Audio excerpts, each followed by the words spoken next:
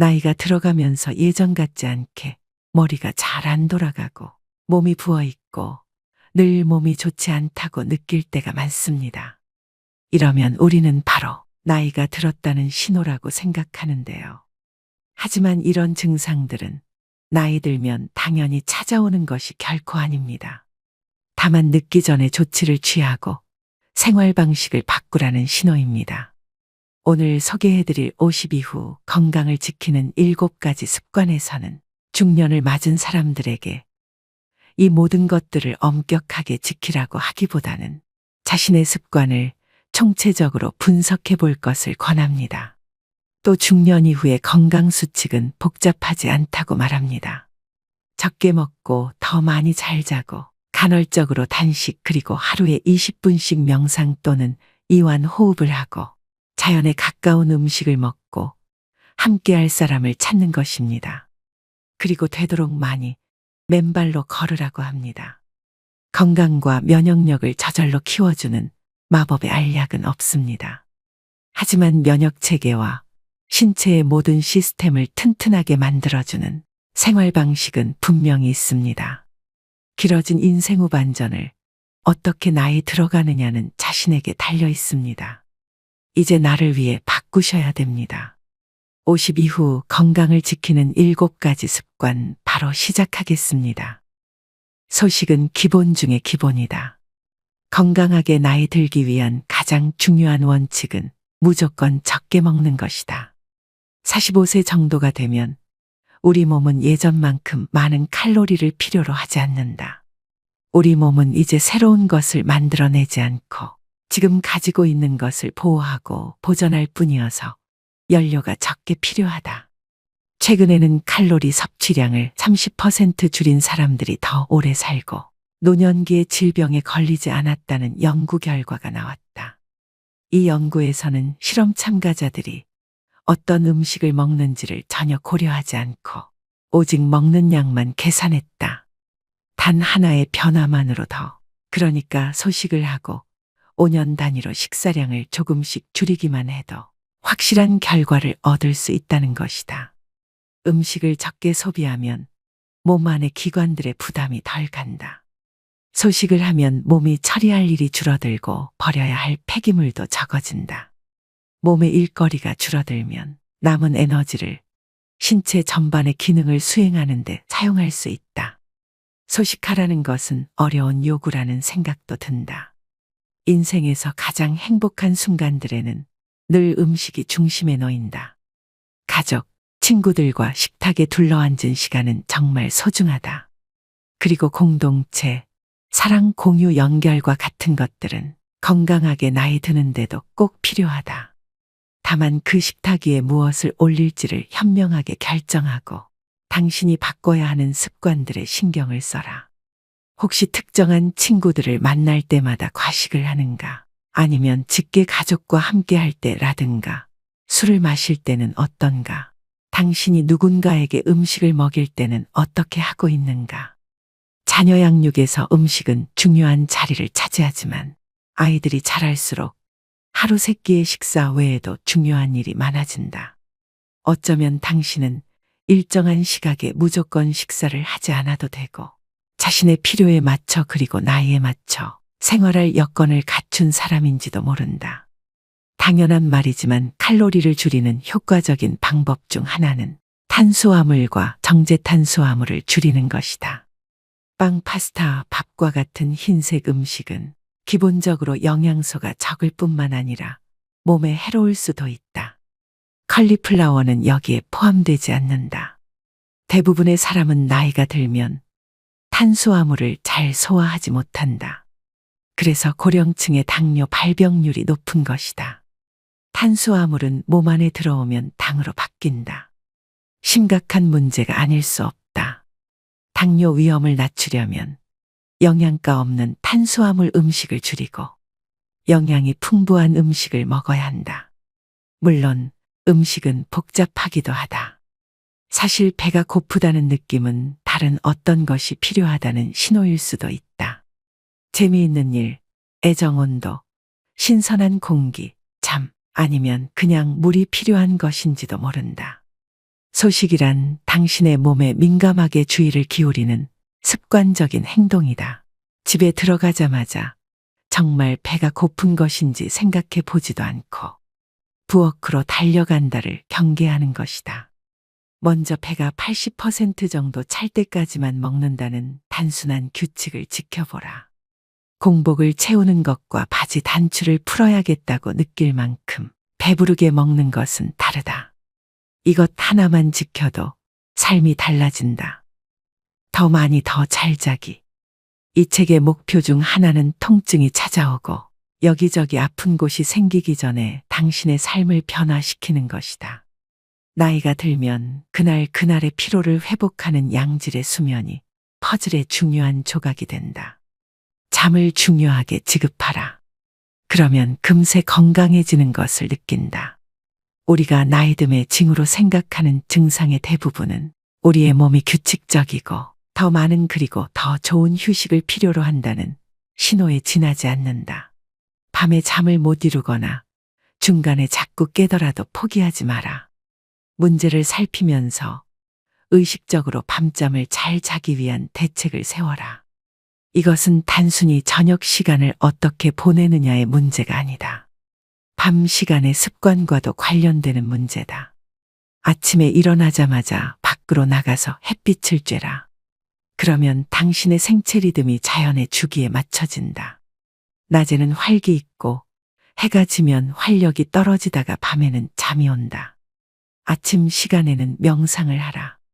아침 명상은 밤잠에 긍정적으로 작용한다. 운동도 마찬가지다. 낮 시간에 유산소 운동을 하면 밤에 더 쉽게 잠이 든다. 꿈을 꾸는 시간인 렘 수면 시간과 깊은 잠을 자는 시간이 모두 충분해야 한다. 비렘 수면이라고 불리는 깊은 잠을 잘 때는 두뇌 활동이 거의 일어나지 않는다. 바로 이때 몸 안에서 회복이 진행되고 뇌의 노폐물 시스템이 작동해 단백질과 기타 독성 물질을 제거한다. 잠을 푹 자지 못해 비렘 수면이 부족하면 글림프 시스템이 제 기능을 수행하지 못하고 그 결과 노폐물이 뇌 안에 쌓여 흐릿하고 몽롱한 기분으로 생활하게 된다. 대다수 사람들은 7시간에서 9시간 수면을 취할 때 몸 상태가 최적이 된다. TV와 소셜미디어, 끝없는 업무 이메일에 수면 시간을 빼앗기고 있다면 당장 그 습관부터 바꿔라. 잠을 자다가 자꾸 깨는 것은 나이 들면 당연히 생기는 증상이 아니다. 물론 호르몬 부작용 때문에 쉽게 잠들지 못하거나 푹 자지 못할 수는 있다. 그리고 나이가 들면 밤에 소변을 보기 위해 더 자주 일어나게 된다. 하지만 조금만 노력하면 잠깐 깼다가도 쉽게 다시 잠들 수 있다. 설탕은 정말로 줄여야 한다. 나이가 든 사람에게 설탕은 아주 해롭다. 설탕은 면역 체계를 약화시킨다. 그리고 모두가 두려워하는 당뇨병, 심장질환, 암, 알츠하이머병 같은 병을 키운다. 설탕이 특정한 단백질과 결합하면 노폐물을 만들어내고 그 노폐물은 혈관 내에 쌓인다. 이 노폐물은 여기저기 머물러 있다가 당신의 신체 기관에 마치 녹이 끼듯 내려앉는다. 가장 넓게 분포하는 기관인 피부에 이 노폐물이 자리 잡으면 주름살로 나타난다. 이 노폐물은 세포막을 손상시키고 혈관벽에 미세한 구멍을 뚫기도 한다. 만약 당신이 생활 습관을 딱 하나만 바꾼다면 그것은 정제당 섭취를 줄이는 것이어야 한다. 그리고 꿀과 아가베 시럽도 줄여라. 꿀과 아가베 시럽도 당신의 몸의 설탕과 똑같이 작용한다. 설탕은 다양한 가공식품 안에 숨어 있지만 우선 명백한 음식들부터 줄이자. 시리얼, 쿠키, 사탕, 탄산음료, 과일 주스. 참, 과일 주스는 탄산음료와 똑같이 몸에 나쁘다. 정말로 달콤한 음식이 당길 때는 베리류나 초록 사과를 먹어라. 초록 사과는 붉은 사과보다 당이 적다. 과일에 함유된 섬유질은 장의 흡수 속도를 약간 늦춰주기 때문에 과일을 먹으면 설탕이 많이 들어가 다른 음식을 먹을 때처럼 당이 곧바로 몸에 흡수되어 혈당이 급상승하지는 않는다. 당신이 커피에 설탕을 조금씩만 넣어 마신다고 해도 오랫동안 누적되면 양이 많아진다. 그냥 설탕을 끊어라. 그렇다고 화학물질 범벅인 인공감미료를 넣지는 말자. 정말로 커피나 차를 달게 해서 마시고 싶다면 나안과를 대신 넣어보라. 나안과는 각설탕처럼 생겼고 사탕 형태로도 판매된다. 아니면 천연감미료인 스테비아를 사용하라. 일부 스테비아 제품에는 다른 감미료가 첨가되어 있으므로 100% 스테비아를 구입해야 한다. 솔직히 말하면 나안과도 스테비아도 진짜 설탕 맛은 아니지만 달콤하긴 하다. 나안과나 스테비아는 단 것을 찾는 입을 달래기 위한 도구로 활용하라. 최종 목표는 당신의 미각이 설탕을 갈망하지 않게 만드는 것이다. 현대사회는 설탕을 기분 좋은 간식이라는 틀로 바라본다. 디저트는 쾌락이며 때로는 보상으로 제공된다. 그러나 사실 설탕은 몸에 상이 아닌 벌을 준다. 그리고 설탕을 끊기가 그토록 어려운 이유는 그것이 약물이기 때문이다. 설탕은 코카인이나 헤로인과 똑같이 뇌의 특정 영역을 자극하는 중독성 물질이다. 그러니 설탕을 무서워해야 마땅하다. 장과 면역력은 하나다. 면역체계의 70%는 뱃속에 있다. 나이가 들수록 장내 마이크로바이옴은 몸을 건강하게 유지하는 것이 중요해진다. 좋은 박테리아의 종류가 많아야 하고 나쁜 박테리아의 수는 적어야 한다. 우리 몸 안의 작은 미생물 생태계가 망가지면 우리의 섬세한 장벽이 약해져 몸 전반에 심각한 문제를 일으킬 가능성이 있다. 장벽은 몸과 외부 세계, 음식, 벌레, 독성 물질이 위험이 있는 것 사이의 1차 방어벽이다. 장벽은 무엇이 우리의 시스템 안으로 들어와도 되고 무엇이 들어오면 안 되는지를 결정한다. 따라서 장벽을 잘 보호하는 것이 건강을 지키는 열쇠다. 마이크로바이옴이 건강하지 못하고 균형이 깨져 있으면 연약한 구조로 이루어진 장벽이 느슨해져서 미세한 틈이 생긴다. 그러면 박테리아 독성 물질 그리고 완전히 소화되지 못한 음식물이 이 틈을 통해 혈관으로 새어나갈 수 있다. 이것은 장누수라 불리는 현상으로 무시무시한 이름만큼이나 실제로 더 해롭다. 혈관으로 새어 들어온 입자들은 몸속에 어디에서 염증을 일으킬지 모른다. 이것은 모두 몸속에서 일어나는 일이지만 그 결과는 심각하다. 장누수가 발생하면 관절 통증, 피부 발진, 심한 기분 변화, 불안, 우울감, 눈으림, 브레인포크, 머리에 안개가 낀 것처럼 멍하면서 인지 기능과 집중력, 주의력 등이 저하되는 상태, 호르몬 문제로 이어질 수 있다. 장누수는 면역력을 떨어뜨리고 자가 면역 문제를 악화시킨다. 우리가 나이 탓으로 돌리는 증상의 상당 부분은 사실 마이크로바이옴이 균형이 깨진 결과다. 그리고 이것은 개선할 여지가 있는 문제들이다. 시작은 식단 조절이다. 가공 처리되지 않은 신선한 유기농 식품을 먹어라. 항생제와 호르몬을 주입한 동물성 식품을 멀리하라. 글리포세이트와 같은 독성 제초제가 뿌려진 농산물도 멀리하라. 당신의 몸에 프리바이오틱스, 마늘, 양파, 아스파라거스 등 발효식품을 날마다 공급하라. 잠을 잘 자고 수분을 충분히 섭취하고 명상을 하고 항생제는 꼭 필요할 때만 사용하고 식도염 증상을 완화하는 처방약 같은 위장약을 장기간 복용하지 마라. 다시 말해 일반적으로 웰니스의 좋은 생활 습관들은 중년 이후 장 건강과 면역력을 유지하는 데 더 큰 도움이 된다. 날마다 많이 움직여라. 중년 이후의 운동은 정형화된 운동만을 의미하지 않는다.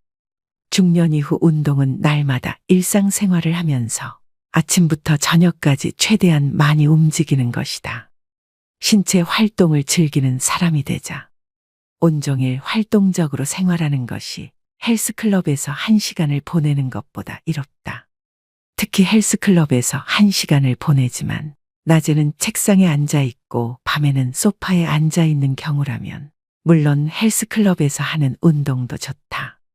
하지만 건강하게 나이 들기의 진정한 비결은 기회가 있을 때마다 몸을 움직이는 것이다. 신체 활동은 활력과 민첩함을 유지하는 것 외에도 스트레스와 우울감을 덜어주고 순환을 촉진해 수면의 질을 높여주며 면역 회복력을 키워 만성질환 발병 확률을 낮춰준다. 중년 이후에는 운동에 각별히 신경을 써야 하는데 강도 높은 운동을 하기보다는 운동의 빈도를 높이려고 노력해야 한다. 유감이지만 당신의 몸은 이미 쇠약해지고 있다. 우리 모두가 그렇다. 40세쯤 되면 근육이 성장태세에서 보전태세로 전환한다. 그러면 이때는 무엇에 집중해야 할까? 근육을 최대한 유지하는 것이 중요하다. 무엇보다 부상을 예방해야 한다. 우리의 핵심 모터는 몸에 해를 입히지 말자가 되어야 한다. 나이가 들수록 치유하는 능력이 떨어지기 때문이다. 당신의 몸은 늘 바쁘다. 몸은 건강을 유지하기 위해 항상 수리하고 일상적으로 닳거나 찢겨지는 부분을 수리한다. 바깥 세상과 우리가 먹는 음식에 들어있는 세균과 독성 물질을 처리하고 기능을 원활히 수행하기 위해 열심히 움직인다. 예를 들어 당신이 발목을 삐었다면 일상적으로 신체를 유지하는 데 사용되는 에너지의 일부가 발목으로 가야 한다. 당신의 몸은 그 발목을 고치기 위해 요소와 소염작용을 하는 영양소들을 생산해야 하고 그러는 동안 몸의 다른 필수적인 회복 능력은 그만큼 줄어들게 마련이다. 나이가 들면 자원도 감소하기 때문에 몸을 보호하는 것이 현명한 일이다. 다치지 않도록 조심하는 것은 몸 전반의 건강을 유지하기 위해 꼭 필요한 긍정적이고 적극적인 활동이다. 중년 이후 신체 활동의 관건은 몸의 변화에 맞추어 운동 계획을 짜는 것이다. 덜 격렬한 운동을 선택하고 몸의 어떤 부위가 아프면 그 운동을 멈춰라. 생각보다 많은 사람이 통증을 무시하고 운동을 계속한다. 이런 태도는 건강하게 나이 드는데 도움이 안 된다. 나이에 적응하고 기꺼이 후퇴하고 변화를 시도하는 편이 훨씬 낫다. 달리기를 할 때마다 통증을 느낀다면 자전거 타기로 바꿔보라. 자전거를 못 타게 되면 수영을 하라. 고난이도 요가 동작을 했더니 몸이 아프면 그런 동작은 하지 마라. 물론 어려운 일일 수도 있다. 사람들은 자신의 운동 능력에 애착을 가지고 있으며 그 운동 능력을 자신의 정체성의 일부로 간주하기 때문이다.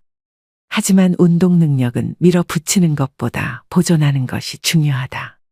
당신이 30대 때 철인처럼 튼튼했더라도 50대에는 철인이 아닐 수 있다는 사실을 받아들여야 한다. 그리고 근육과 관절은 평생 써야 하므로 근육과 관절이 다 닳기 전에 신중하게 생각하라. 90세에 얼마나 잘 걸을 수 있느냐는 지금 몸을 어떻게 보살피느냐에 달려있다. 몸을 움직이기를 좋아하고 육체적 한계를 뛰어넘기를 즐기는 사람들에게 가장 중요한 일은 몸이 하는 말을 잘 듣고 그 말에 따르는 것이다. 몸을 많이 움직이지 않는 사람들의 경우 지금 당장 운동을 시작해야 한다. 아직 늦지 않았다. 하루에 10분 동안 경사가 완만한 언덕을 오르는 것으로 시작하라. 그리고 일주일에 5분씩 시간을 늘려서 바로 30분으로 만들어 보라. 이완 휴식 요가를 시작하거나 관절의 부담이 적은 수영 강좌를 신청하는 것도 아주 좋다. 편안하게 시작하고 끈질기게 노력하라. 당신을 활동적인 사람으로 변화시키는 일은 그리 오래 걸리지 않으며 힘이 많이 들지도 않는다.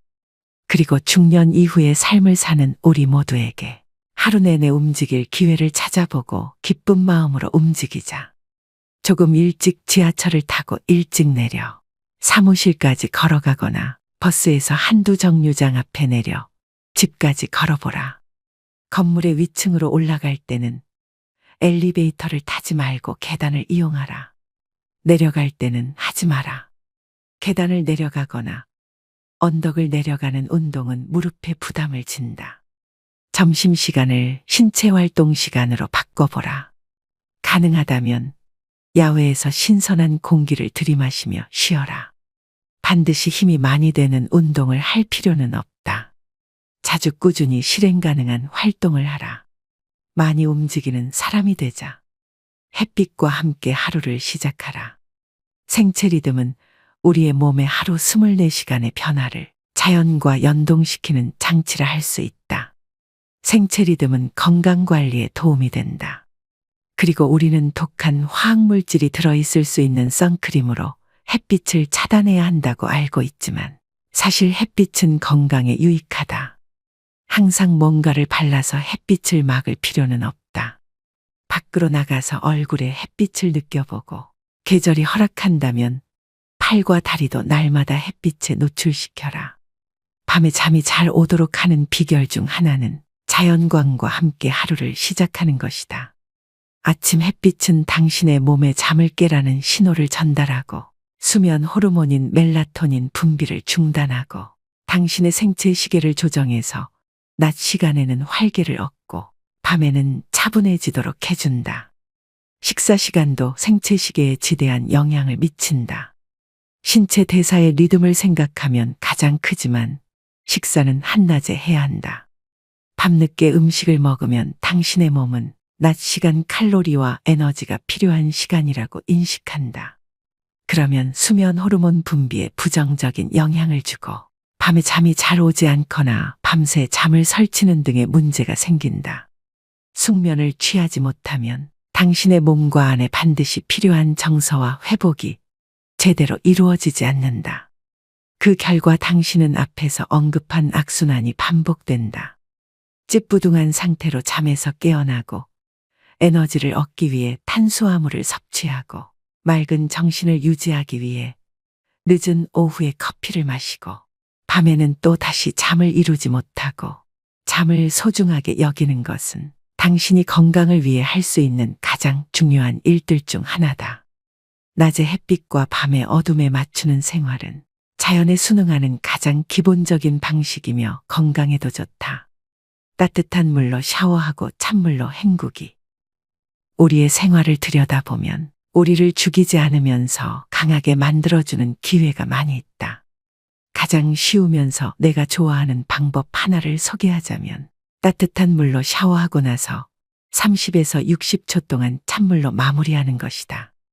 직관적으로 생각해도 냉수 마찰은 몸에 좋을 것 같지 않은가? 몸에 찬물을 끼얹는 순간 몸은 확 깨어난다. 냉수 마찰을 하면 몸속에 기가 활발하게 순환한다.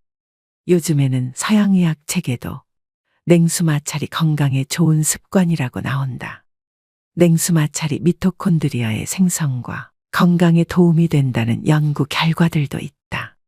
이 책에 실린 음식 섭취나 수면에 관한 조언들도 모두 미토콘드리아의 생성과 기능 수행에 도움이 되는 것들이다.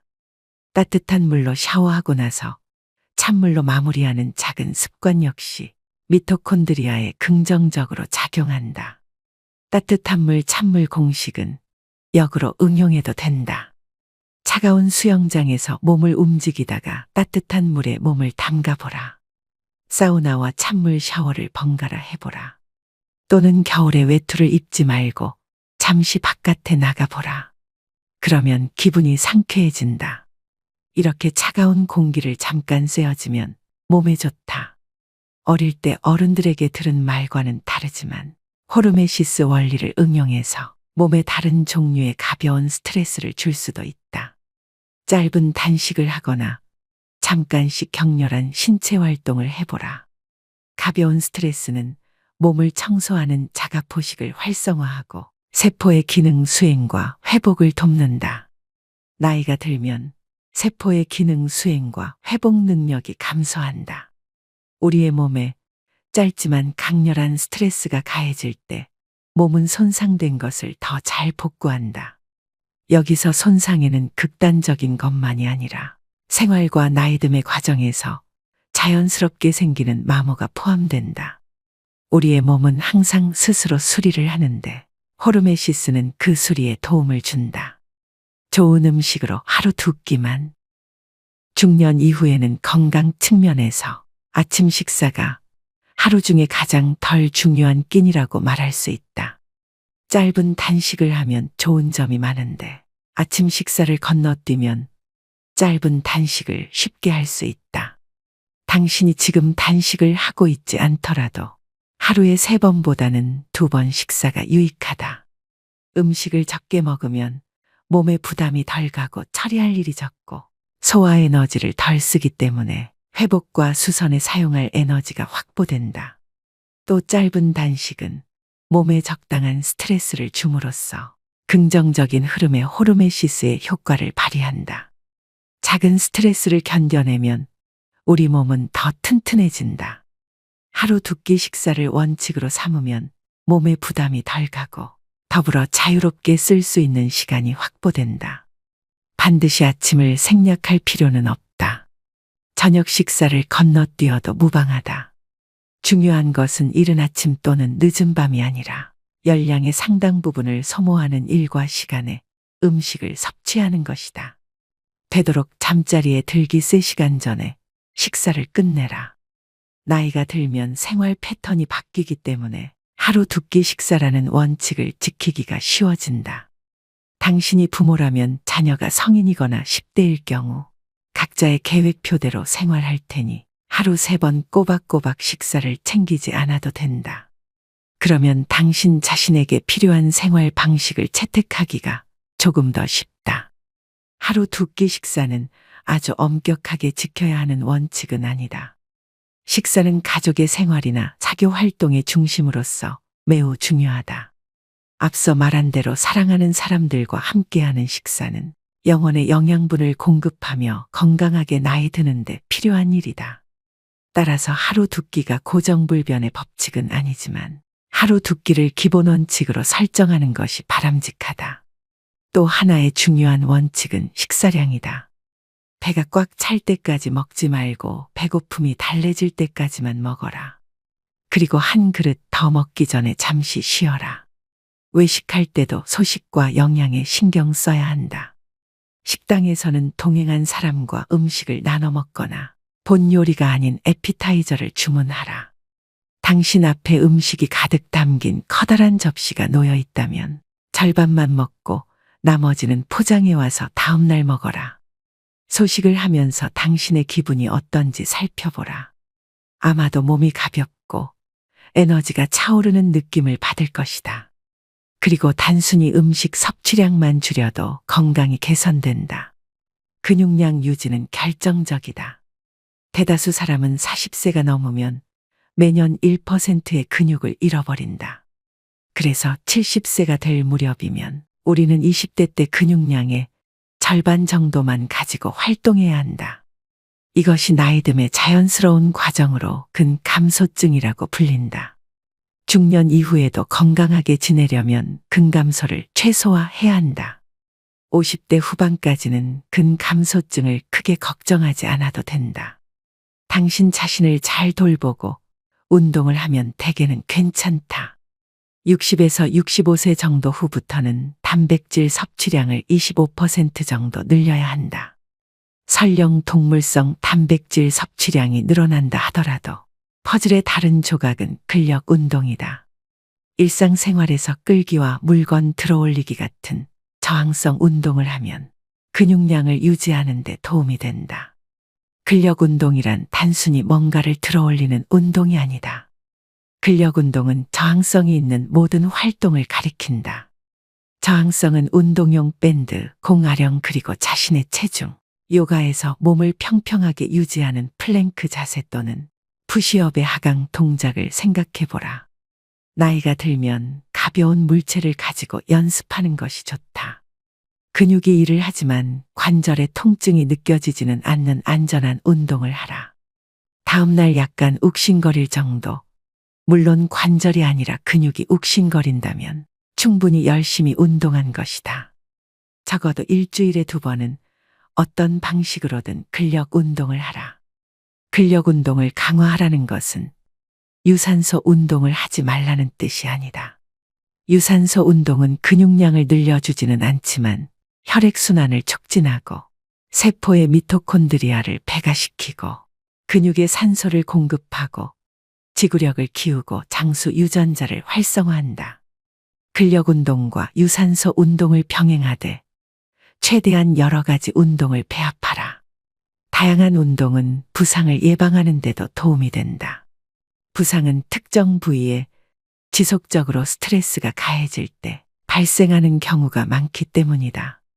단백질과 근력 운동은 근육량 유지에 반드시 필요한 조건이지만 그것이 전부는 아니다. 전반적으로 건강한 생활 방식을 유지해야 한다. 염증을 유발하는 음식을 멀리해야 하며 잠을 푹 그리고 충분히 자야 한다. 근육량 유지의 중요성은 아무리 강조해도 지나치지 않다. 근육을 너무 많이 잃어버려서 노쇠해지는 일은 피해야 한다. 그래서 당신이 어떤 운동을 좋아하든 간에 들어올리기, 상체 운동, 등산, 플랭크, 물구나무 서기, 복싱, 수영, 자전거, 스쿼트 등의 운동을 꾸준히 하라. 날마다 기회를 포착해서 저항성 운동을 하라. 가구를 옮기거나 호스를 끌어당기거나 상자를 운반하라. 목적이 있는 행동도 엄연한 운동이다. 이제는 다치지 않는 것이 더 중요하다. 나이가 들면 회복이 어려워지고 회복 속도도 느려진다.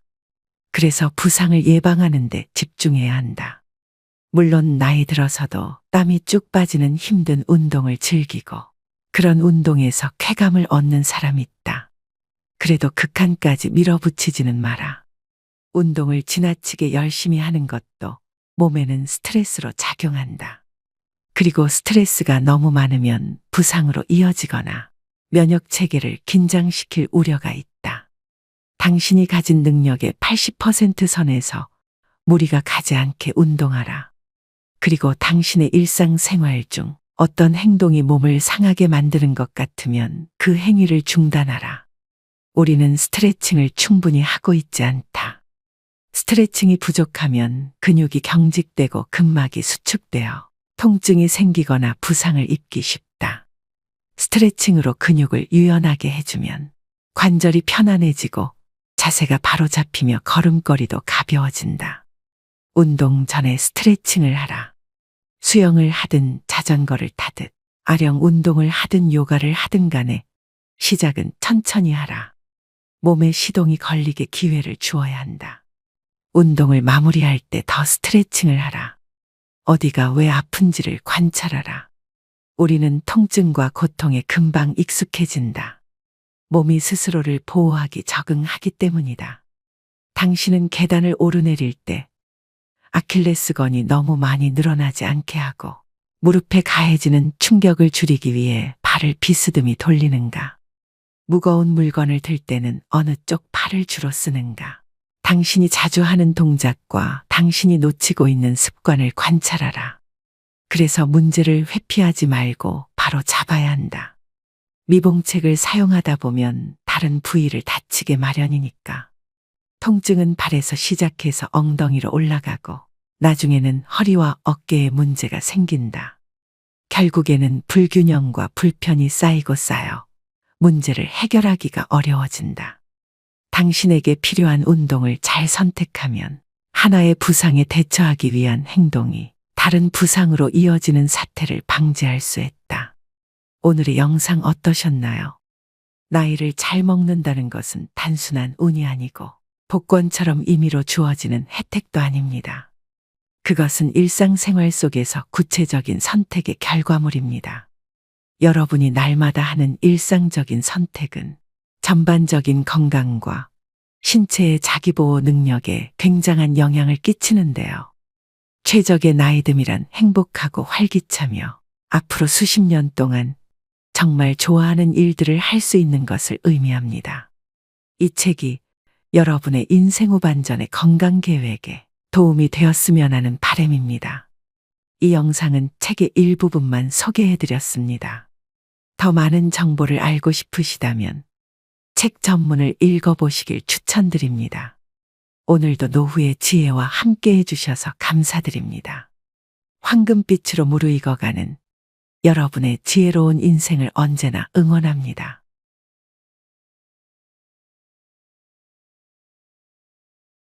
퇴시기 전후로는 이런저런 불안과 다양한 감정이 교차하게 되는데요. 더욱이 100세 시대의 은퇴는 새로운 삶을 시작하는 기대보다 걱정이 앞서는 게 사실입니다. 주변에 은퇴하신 분들을 만나보면 다들 한결같이 하는 얘기가 있습니다. 소득이 줄어든다고 생각하니 이상하게 마음이 불편해요. 생활비는 물론이고 이런저런 명목의 돈 지출과 관련해서 배우자와 말다툼도 자주 하게 되네요. 노후에 재산이 많고 적음을 떠나 생활비 지출로 갈등을 빚는 경우도 의외로 많습니다.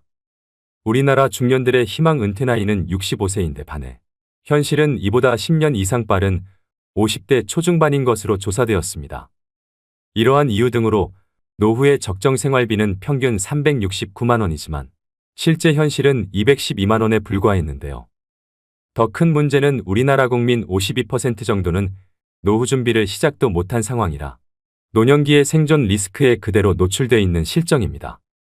이처럼 성공적으로 잘 나가던 사람들도 은퇴를 하게 되면 남은 인생에 대한 불안과 경제적인 압박감으로 마음이 급해져서 돌이킬 수 없는 악수를 두는 경우가 많이 있습니다. 주변에서 말려도 나는 다르다면서 굳이 그 길을 시작하시는 분들이 계십니다. 그래서 오늘은 은퇴 전문가들이 꼽은 은퇴 후에 패인되는 지름길 5가지에 대해 알려드리려고 합니다.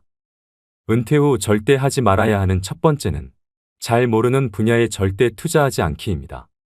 아침부터 저녁까지 밤낮 없이 회사에 매여 살다가 갑자기 아침에 갈 곳도 없고 집에 있자니 가족들 눈치도 보이고 무언가를 해야겠다는 생각이 점점 더 사람을 조급하게 만드는데요. 그래서 이 사람 저 사람 만나다가 안 해본 것에 투자하게 됩니다. 은퇴 이후 절대 하지 말아야 할 것 중 첫 번째가 살면서 한 번도 해보지 않은 것에 돈을 투자하는 것입니다. 지금 세상이 너나 할 거 없이 먹고 살기 힘든 세상입니다. 그렇다 보니 어르신들 같이 순진한 퇴직자들의 은퇴 자금과 퇴직금을 노리는 사기꾼들이 천지입니다. 특히 그들이 노리는 사람은 평생 회사라는 테두리 안에서 일만 하느라 바깥 세상 물정을 잘 모르는 사람들인데요. 은퇴했거나 은퇴를 앞두고 있는 노년층 분들은 자기 은퇴 자산이 부족하다고 느끼는 나머지 자신이 잘 알지 못하는 분야에 대한 투자를 공격적으로 그리고 과감하게 하는 경향이 강합니다. 빨리 큰 효과를 거둬야 한다는 강박 때문이라고 생각되는데요. 이 시기에 가장 중요한 포인트는 은퇴 자산을 크게 불리는 것이 아니라 적정한 수익을 거두면서 잘 지키는 것입니다. 투자 사기를 치는 사람들의 언변은 그 누구도 따라갈 수 없습니다. 투자자의 주머니 속에서 돈이 나오게 만들려면 얼마나 말을 잘할까요? 모르는 사람이든 지인이든 상관없이 누군가로부터 귀가 솔깃한 투자 권유를 받는다면 먼저 그 사업이 성공 가능한 것인지 충분히 생각하고 알아보셔야 합니다. 다시 한번 강조드립니다. 은퇴 자금을 지키는 제1원칙은 바로 모르는 분야에 투자하지 마라, 아는 것에 투자하라입니다. 반대로 생각해보면 나 스스로 아는 것이 많다면 남들보다 투자를 할 수 있는 분야가 다양해지고 보다 안정적인 자금 운용이 가능해질 수도 있다는 의미겠지요. 평생 모아둔 노후 자금과 퇴직금을 날린다면 노후의 삶이 무너지는 일입니다.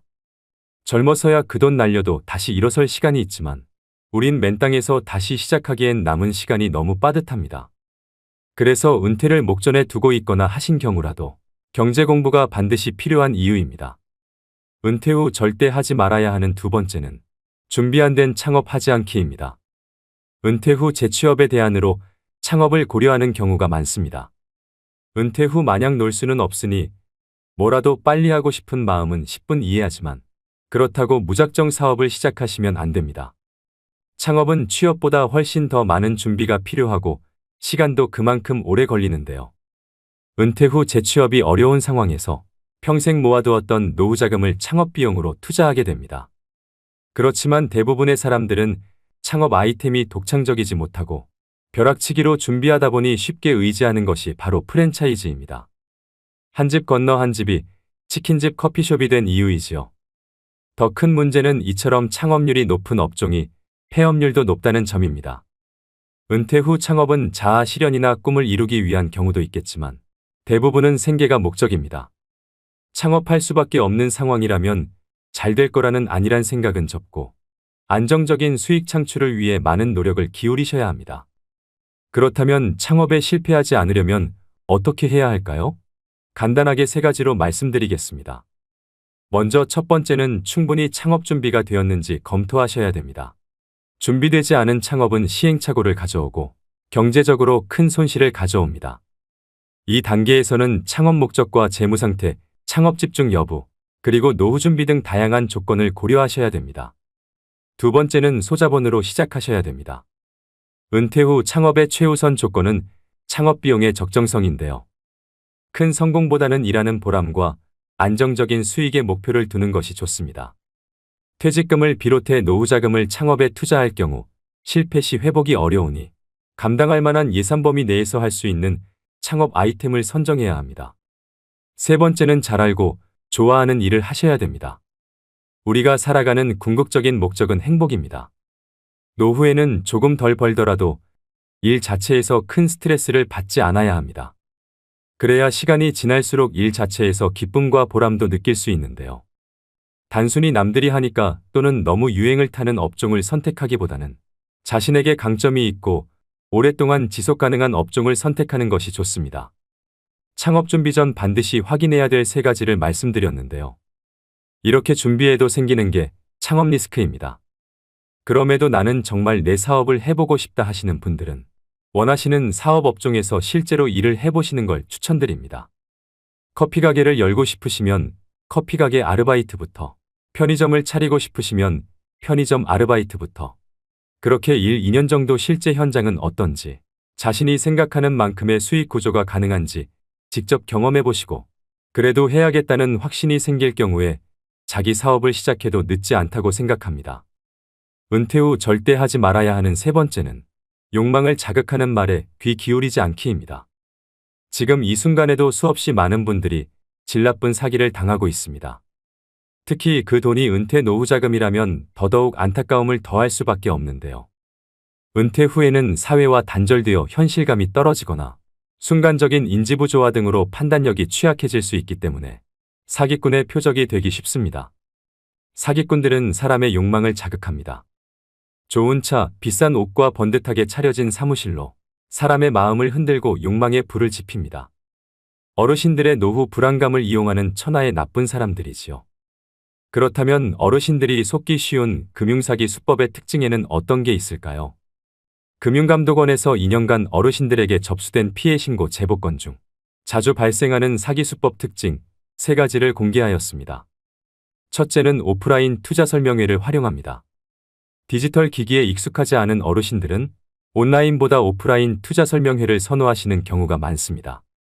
이러한 특성을 이용해서 사기 업체들은 전국 각지에서 투자 설명회 등을 개최하여 전도유망한 사업을 진행하고 있다며 어르신들을 현혹하는데요.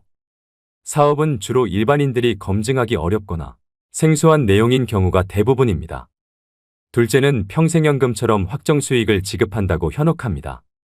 노후 대비가 되어 있지 않거나 미래 현금 흐름이 불확실한 어르신들이 표적입니다. 실제로 일정 기간 동안은 약속한 확정 수익을 지급하며 믿음을 주어 지급한 배당금도 재투자로 이끌어내는 방식을 사용한다고 합니다. 셋째는 모집수당을 미끼로 유인합니다. 어르신들은 주로 오랜 기간 신뢰를 쌓아온 지인 또는 가족 등의 말을 별다른 의심 없이 믿고 투자한다는 점을 이용하여 업체들은 고객의 모집수당을 주면서 주변 지인, 가족 등에게 투자를 권유합니다. 이는 전형적인 불법 피라미드 다단계 방식이라고 볼 수 있습니다. 고수익에는 항상 그에 상응하는 높은 위험이 따른다는 평범한 진리를 명심할 필요가 있습니다. 고수익 무위험의 확실한 투자처가 존재한다면 업체 혼자 수익을 독차지하려고 하지 절대로 불특정 다수를 대상으로 모집수당 등을 지출하면서 투자금을 모집하지 않겠지요. 결국 돈은 스스로가 관리해야 합니다. 조언은 어때? 그 조언을 판별하고 결정하는 것은 그 돈을 사용하는 본인이 현명하게 행동해야 합니다. 각자도생이란 단어를 들어보셨을 겁니다. 너무 차가운 단어로 느껴질 수 있겠지만 젊어서든 늙어서 나중에 오든 결국 이 돈의 관리는 자기 자신의 수많은 고통과 고민 속에서 나오는 결과물이라고 생각합니다. 부자의 4가지 능력 중에는 그 돈을 유지하는 능력이 있는데요. 돈을 벌고 모으는 능력도 중요하지만 돈을 유지하는 능력은 반드시 배우고 지니셔야 됩니다. 은퇴 후 절대 하지 말아야 하는 4번째는 무언가를 배우기에 늦었다고 생각하지 않기입니다. 노후 준비를 망치는 또 다른 생각은 무언가를 배우기에는 늦은 때라고 인지하는 것입니다. 중장년이시라면 100세 시대에 이제 겨우 반을 사신 것뿐입니다. 머리가 굳고 습득이 느리기 때문에 혹은 이 나이에 배우는 것은 큰 의미가 없다는 생각을 하는 경우가 많은데요. 요즘엔 노후 연령이 늘어나는 만큼 제2의 직업이나 취미를 갖는 것이 매우 중요합니다. 나는 딱히 하고 싶은 취미도 일도 없다 하시면 국가 지원 제도를 활용해서 자격증을 따보시는 것도 방법인데요. 은퇴 후 남성 중장년들이 가장 많이 취득하는 자격증인 지게차 운전 자격증과 굴삭기 자격증은 60대, 70대까지도 현역으로 일하시는 분들이 계십니다. 그럼 50대 중반이나 후반의 자격증을 따도 10년은 더 일할 수 있다는 얘기겠지요. 은퇴 후 취미나 소일거리 없이 남은 인생을 보내는 것은 스스로를 힘들게 하는 길입니다. 100세 이상 사신 분들에게 인생의 가장 황금기가 언제냐고 물었을 때 대부분의 어르신들이 60에서 80세였다고 대답했다고 합니다. 우리 인생의 황금기는 아직 오지도 않았습니다. 하지만 은퇴 후에 그저 뒷방 늙은이로 방에서 TV나 보면서 노후의 시간을 소비한다면 그 시간들을 우리 인생의 황금기로 만들지 못할 겁니다. 그 시간들을 어떻게 보내느냐에 따라 여러분 인생의 후반전이 달라질 수 있습니다. 오히려 노년의 시기는 치열한 성과에 집중하는 대신 삶의 의미를 완성할 수 있는 최적의 때입니다. 몸보다 마음이 먼저 늙는 사람들이 있습니다. 여러분들이 아직 젊다는 걸 잊지 마시고 새로운 도전을 두려워하시지 말길 바랍니다. 자신이 정말 좋아하는 일을 찾아 은퇴 이후에 건강한 노후를 누리시는 것도 필요합니다. 은퇴 후 절대 하지 말아야 하는 5번째는 자식에게 재산 증여를 절대 서두르지 않기입니다.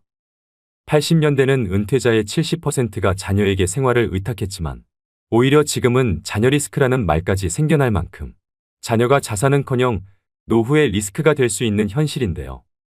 현역으로 일하는 동안 노후 대비에는 소홀하고 자녀에게 너무 많은 비용을 쏟은 경우를 말합니다. 또 노후 자금은 어느 정도 마련해 놨다고 하더라도 자녀 리스크를 관리하지 못하면 노후 설계에 실패할 수밖에 없다는 얘기이기도 하지요. 여러분들 주변에도 그런 분들이 계실지 모르겠지만 제 주위에는 일찍이 자식에게 전 재산을 넘기고 노후를 딱하게 살고 계시는 분들이 몇몇 있는데요. 젊어서는 상가도 여러 개 가지고 부유하게 사셨던 분이셨습니다. 그런데 그분 남편분이 돌아가시고 나서 재산을 미리 자식들에게 증여를 하면서 문제가 발생했습니다. 그 과정에서 자식들끼리도 서로 더 가지려고 싸움이 나서 지금은 그 자식들끼리도 서로 안 보고 산다고 합니다. 자기 살던 집까지 큰아들 명의로 넘겨줬는데 재산 넘겨받고 나서 부모를 안면몰수 해버리더랍니다. 할머니가 집에서 구박을 받다 나중에 아들 딸집 전전하다가 이제는 그마저도 여의치 않아서 혼자 방 하나 얻어서 청소일 하시면서 사신다고 합니다. 재산 증여뿐만 아니라 자식 사업자금이니 결혼자금이니 하면서 과도하게 자녀를 지원하는 분들이 계십니다. 자식이 사업하는데 돈이 급하다고 자신이 살고 있는 집을 담보로 대출을 받아준다든가 자식 번듯하게 결혼시키려고 노후자금으로 모아둔 돈 탈탈 털어 자식에게 주시면 안 됩니다. 자식은 나이가 60, 70을 먹어도 자식이라고 남들보다 더 챙겨서 시집 장가 보내고 싶은 마음도 알겠고 사업자금 쪼들여서 고생하는 거 보면 어떻게든 도와주고 싶은 마음도 알겠지만 자신이 가진 재산을 올인하시는 건 절대 안 됩니다. 물론 자녀를 리스크라고 부르는 주장에 동의하시지 않는 분들도 계시겠지만 한 번쯤은 생각해 보셔야 되는 현실적인 문제입니다. 자식 사랑에도 절제가 필요합니다. 자녀 리스크를 줄일 수 있는 가장 기본적인 방법으로 모든 것을 책임져 주려고 하기보다는 자녀 스스로가 한 사람으로 성장하도록 지켜보면서 도와주는 역할 정도를 감당하고 부모도 정서적 경제적으로 계속 노후를 준비하셔야 됩니다. 오히려 빨리 선을 그어주어야 그 안에서 자기의 길을 준비할 수 있게 됩니다. 그리고 그 이상 해주지 못하는 것에 대해서 부모가 미안해할 필요도 없습니다. 부모와 자식 서로가 독립된 존재로 온전히 서 있는 사람이 되면 됩니다. 늙어서는 돈을 꼭 움켜쥐고 계셔야 합니다. 명심하셔야 합니다. 증여는 죽기 직전에 해도 늦지 않습니다. 은퇴 후에 하면 폐인되기 딱 좋은 5가지에 대해서 말씀드렸습니다. 마음이 급하면 귀를 닫게 되고 인생 망치는 결정을 할 수 있습니다. 급할수록 돌아가라는 말이 있듯이 말씀드린 리스크를 항상 유의하시고 천천히 노후 준비에 대해 공부하면서 한 걸음 한 걸음 앞으로 나아가셔야 합니다. 그렇다면 은퇴 후 30년 이상의 노후 준비에 꼭 필요한 항목들은 무엇일까요? 은퇴연구소에서는 노후 준비에 OF가 필요하다고 하는데요. F로 시작하는 5가지가 행복한 노후를 만들어준다고 합니다. 먼저 첫 번째는 돈 파이낸스입니다. 노후에는 국민연금과 퇴직연금 그리고 개인연금의 3층 연금으로 노후의 월급인 연금 준비가 필요합니다. 또 노후 준비는 빠르면 빠를수록 좋고 현역으로 오래 일해서 전략적으로 노후 준비를 하셔야 됩니다. 여기서 반드시 확인해야 하는 부분이 퇴직연금과 개인연금은 수령받는 금액과 수령할 수 있는 기간이 있다는 점입니다. 죽을 때까지라는 모호한 기간을 예측할 수 없기 때문에 수령 기간이 짧으면 많은 금액을 받을 수 있지만 본인이 생각한 것보다 더 오래 산다면 퇴직연금과 개인연금은 고갈됩니다. 그래서 추가로 주택연금을 가입하시는 분들이 최근 많이 늘었습니다. 100세 시대에 늙는 것도 서러운데 금전적인 문제까지 늙어서 해결해야 한다면 더 서글퍼지지 않을까 생각합니다. 노후에는 집 한 채보다는 현금 흐름이 나오는 연금이 중요해서 3층 연금으로 노후의 월급인 연금을 반드시 준비하셔야 됩니다. 두 번째는 건강 피트니스입니다. 건강하게 신체 나이를 줄여주는 가장 확실한 방법이 바로 마음 습관입니다. 즉 스트레스 관리법인데요. 웃으면 복이 와요가 아닙니다. 웃으면 건강해집니다. 돈으로는 살 수 없지만 인체에서 특정 조건에서 생성되는 강력한 암치료제가 바로 엔돌핀, 세로토닌과 도파민입니다. 나이 들수록 많이 웃고 사셔야 됩니다. 그리고 나이가 들면 찾아오는 고질병이 있습니다. 고혈압, 고지혈, 당뇨인데요. 히포크라테스가 말하길 음식으로 고치지 못하는 병은 약으로도 고치지 못한다는 말이 있습니다. 약에 의존하기보다는 같은 값이라면 저염식 건강식으로 균형 잡힌 규칙적인 식사가 더 도움이 됩니다. 또 가까운 거리는 걸어 다니시고 대중교통을 애용하는 습관이 오래 사는 지름길입니다. 돈, 배우자 그리고 좋은 친구가 있다 하더라도 건강이 없다면 모든 것을 잃어버린다는 걸 명심하셔야 됩니다. 세 번째는 소일거리 필드입니다. 소득을 올리는 일거리뿐 아니라 은퇴 후 남는 시간을 보람차면서도 재미있게 보낼 수 있는 소일거리를 의미하는데요. 100세 시대인 만큼 은퇴 후 3, 40년을 어떻게 보낼 건지 은퇴 전에 미리 준비하고 노후에는 자신이 감당할 수 있는 비용도 고려하면서 취미를 만드는 게 좋습니다. 직장 다닐 때는 직장이 필드겠지만 은퇴한 후의 필드는 달라집니다. 파크골프나 글쓰기, 그림 그리기 같은 취미 활동이나 봉사활동 등으로 바뀌는데요. 이때 다시 한번 강조드리는 점은 꼭 소득을 얻기 위한 일자리가 아니더라도 내 시간을 의미 있게 보낼 수 있는 소일거리를 찾아야 노후에 많은 시간을 알차게 보내실 수 있습니다. 네 번째는 친구 프렌즈입니다. 돈 있고 할 일이 있어도 친구가 없으면 재미없는 삶이 될 수밖에 없습니다. 노년기에는 가족과 친구, 지역사회와의 관계를 유지하는 것이 정서적 안정과 삶의 만족도에 중요합니다. 정기적인 사회적 활동은 고립감을 줄이고 행복감을 증진시키는데요. 봉사활동이나 동아리 활동 그리고 종교 모임 등에 참여하면 새로운 사람들을 만나고 의미 있는 활동에 참여하실 수 있습니다. 노년이 되면 마음이 경직되게 마련입니다. 이럴 때 마음이 젊고 신세대처럼 행동하는 친구와 어울리시는 걸 추천드립니다. 다섯 번째는 재미펀입니다. 돈도 소일거리도 어느 정도 있고 사랑하는 배우자와 자녀, 그리고 좋아하는 친구들이 있다면 부러울 게 없습니다. 인생이 재미있고 즐거울 것입니다. 열심히 일한 당신 떠나라. 이 말보다 더 좋은 말이 어디 있을까요? 어떻게 하면 노후에 재밌는 시간을 보낼 것인지를 연구하고 실행하셔야 됩니다. 아는 것은 좋아하는 것만 못하고 좋아하는 것은 즐기는 것만 못하다는 말이 있습니다. 무엇이 그리 바쁘답시고 재미있는 영화 한 편 못 보는 인생을 과연 재미있는 인생이라고 할 수 있을까요? 재미없는 인생은 재미없는 영화 이상으로 지루하기만 할 것입니다. 90세, 100세까지 살아야 하는 인생을 재미있는 인생으로 만드는 것은 바로 나 자신입니다. 오래 살아도 말씀드린 OF가 갖춰져 있지 않다면 그 사람의 노후는 적막강산일 수밖에 없습니다. 은퇴는 누구나 꺼립니다. 그렇지만 피할 수 없는 것이 은퇴이기도 하지요. 피할 수 없다면 즐기셔야 합니다. 기왕이면 은퇴 후 30년, 40년을 잘 보낼 수 있도록 노후의 오박자, 즉 OF를 잘 준비하시길 바랍니다. 오늘의 영상 어떠셨나요? 돌다리도 두들겨보고 건너라는 말이 있습니다.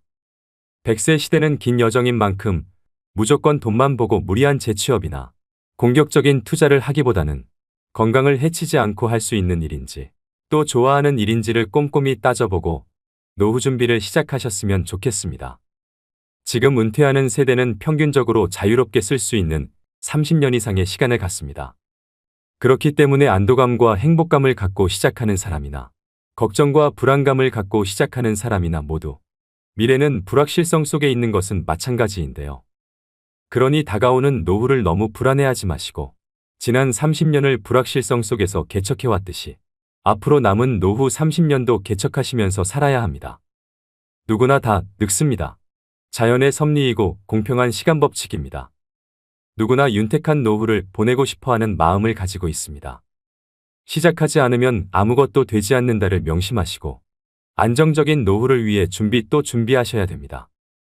노후 준비는 그게 무엇이 됐든 생각이 아니라 하는 것부터 시작입니다. 오늘도 노후의 지혜와 함께 해주셔서 감사드립니다. 황금빛으로 무르익어가는 여러분의 지혜로운 인생을 언제나 응원합니다.